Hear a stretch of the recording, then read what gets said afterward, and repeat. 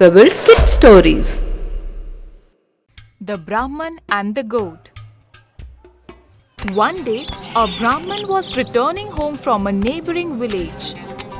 Just then, 3 hungry crooks happened to see him.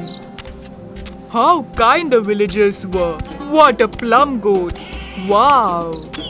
What a plump goat! It would make a fine dinner. Let's trick him out of it. It shouldn't be difficult. Listen, I'll tell you what we'll do. The first crook walked up to the Brahman.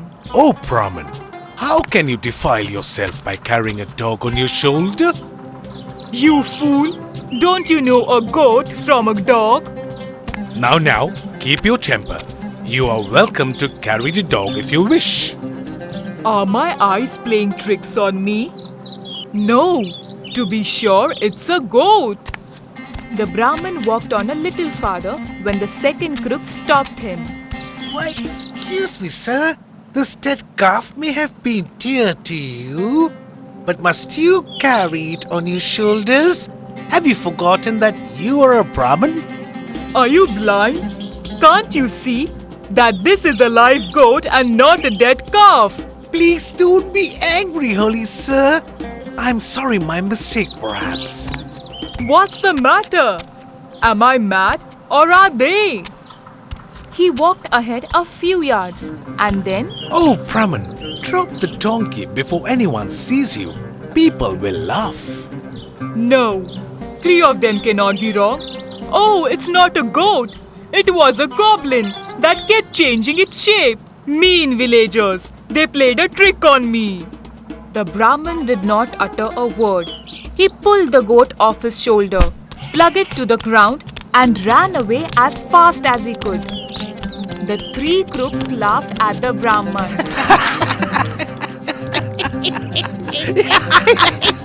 And then they had a nice feast. Moral: trust yourself before you trust others. The Dog and the Donkey. Long ago, there lived a dog and a donkey who belonged to a washerman of Varanasi. All is quiet. It's been a hard day. Tonight I shall sleep like a log. There, he's once again forgotten to give my dinner. A few hours later, Good. He's fast asleep. I'm lucky. I can begin filling my sack. Oh Lord, it's a thief and the master is fast asleep. he turned to the dog. Look, a thief is carrying off our master's goods. Why don't you bark and wake him up? Why should I? Our master neglects me. A little fright will remind him that he needs me and must look after me better. The donkey was furious. How can you let our master down, you unfaithful, ungrateful cur? Should I be grateful for being neglected? No, I will not wake him up. Then I will, before the thief goes. I better be quick. The silly donkey. He'll wake up the whole neighborhood.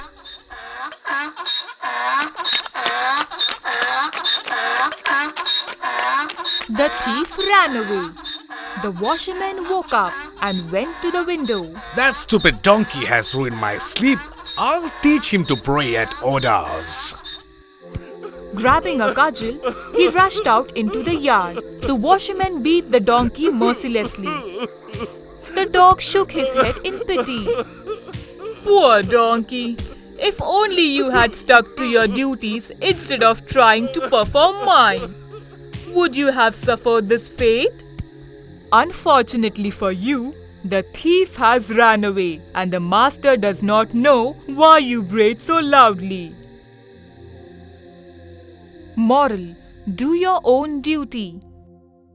The Foolish Brahman. A learned Brahman named Gargya once went from his village to a forest to worship God Shiva. Pleased with his devotions, the god appeared before him. Oh pious Brahman, you deserve a boon. Ask for one. Oh God, please grant me the Sanjeevani so that I can bring the dead back to life.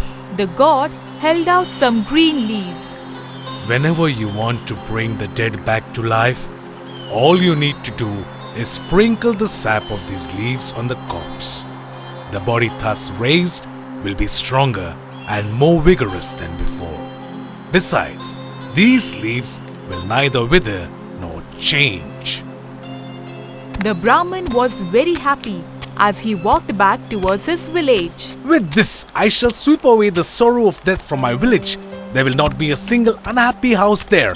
My importance will grow in the village. I may even be made the headman. Suddenly, he began to have doubts. But supposing the god was only teasing me? Supposing these are just ordinary leaves and... Just then, he saw a dead tiger lying in his path. I can test these leaves on this dead animal. Without stopping to think, the foolish though learned Brahman crushed the leaf in his palms and sprinkled the juice over the tiger. The tiger came to life. I'm hungry. It works! The leaves work! Suddenly, the tiger let out a loud roar. Oh God, what have I done? I'd better run for my life! But the tiger had seen him. It pounced on him, and that was the end of the foolish Brahman. Moral: haste makes waste. The foolish crane. Long ago, there lived an old crane near a lake, on the bank of which was a tall coconut tree. The lake being almost dry, there were just enough fish for the crane to live on. But the old crane was vain about his tree and his lake.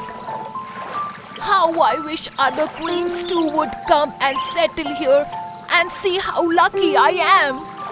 Then one day, he saw a flock of cranes flying past his lake.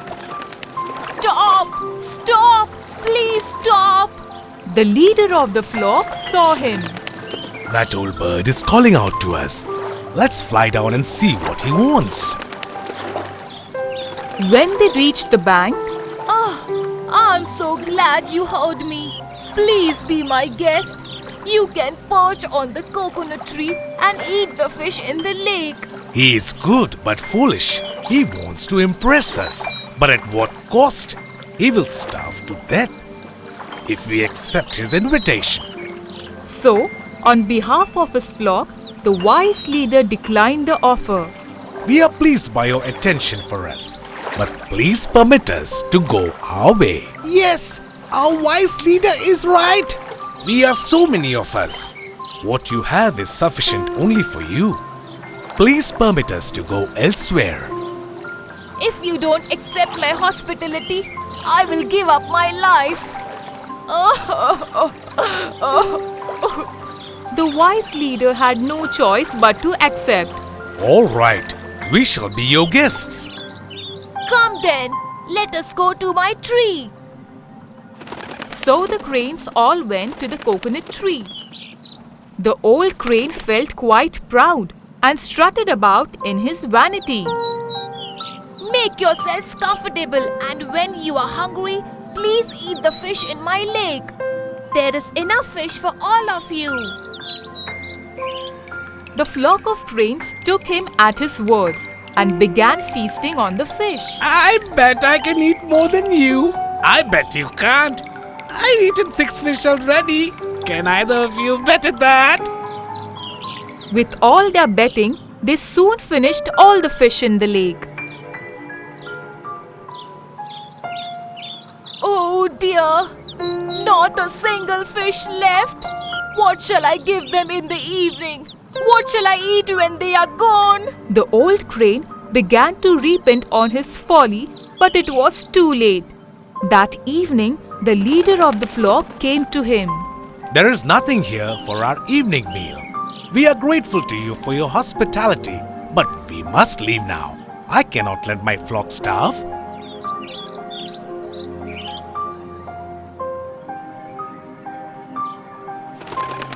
As they they flew away, the leader felt sorry for the lone crane near the lake. He's too old to fly with us. If only he had listened to us. Poor fool. He will not survive for long. A few days later, weak and hungry, the vain old crane breathed his last. Moral: make sure you have enough before helping others. The foolish fox. Once, two rams met in a narrow way in opposite direction.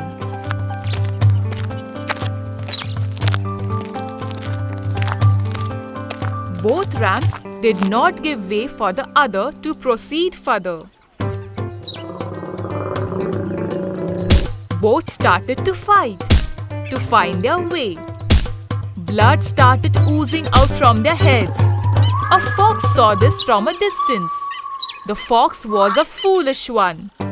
The fox thought, I can drink the blood coming out from the heads of the rams. Let me wait for some time to get more blood from them. The rams continued their fight. Suddenly, the fox, without sense, jumped in between the rams to drink the blood. The rams got wild on seeing the fox in between them. Both rams with their horns pierced the fox in anger. The fox died immediately. Then the rams returned to normalcy and went their way peacefully. Moral: think before you act. The proud bee. Once, a very beautiful bee lived in a forest. She was admired for her beauty, but she was very proud and pompous. One day, as she was flying around, she saw a baby elephant. She went and sat on one of its ears. Hey, who are you? I'm the most beautiful bee. Don't you know me? You have a large and fat body, while my delicate wings make me the envy of all. Oh well, I am glad to meet you.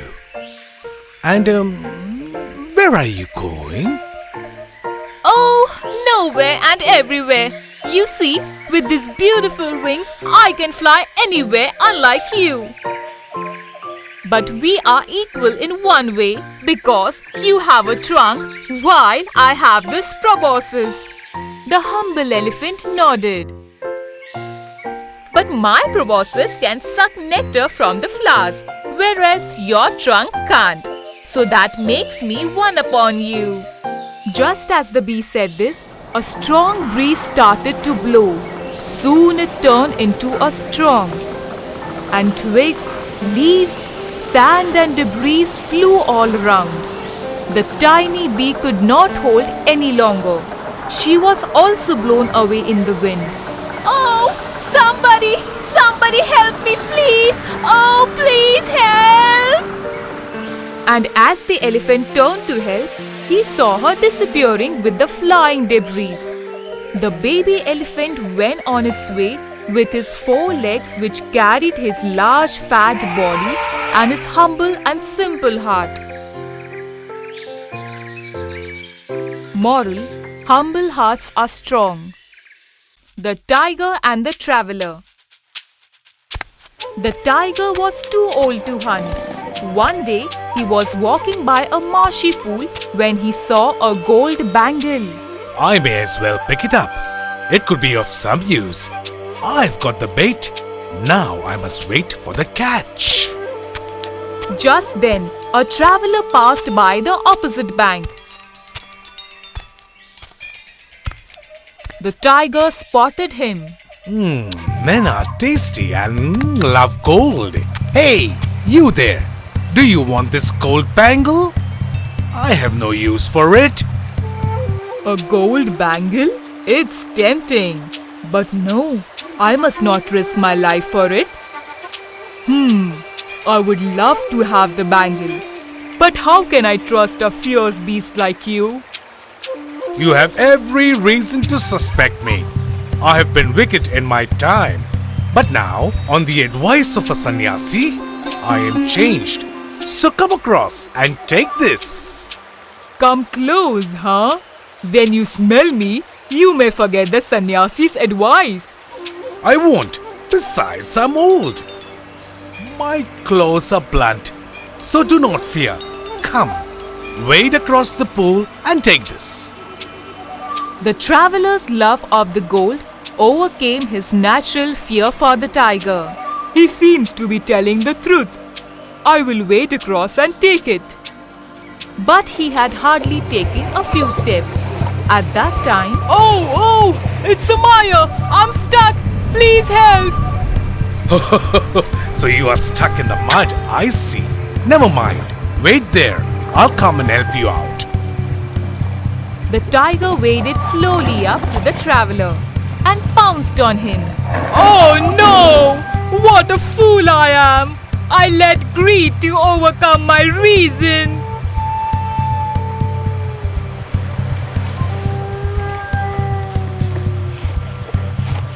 Moral: greed leads to downfall.